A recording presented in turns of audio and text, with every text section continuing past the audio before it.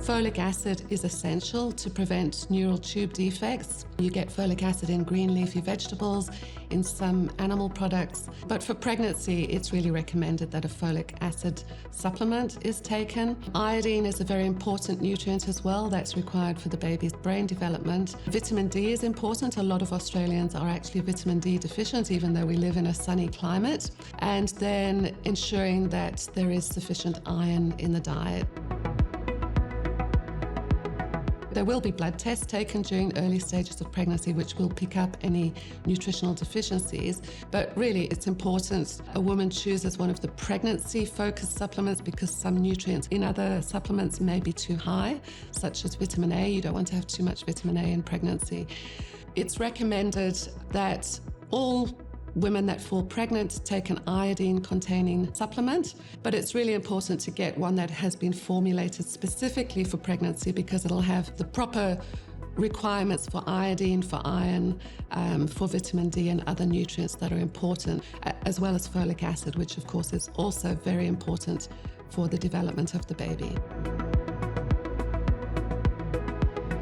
Iodine is a particular nutrient that's very important in pregnancy because it's required for the development of the baby's brain.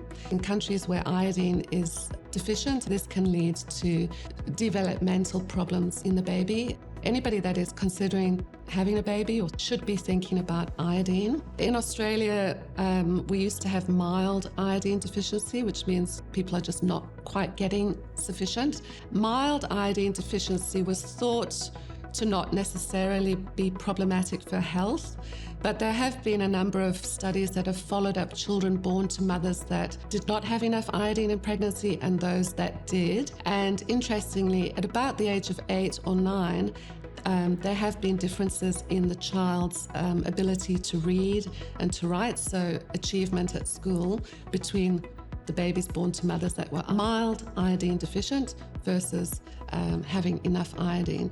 So I think there's sufficient evidence to show that it is a good idea to take an iodine-containing supplement during pregnancy.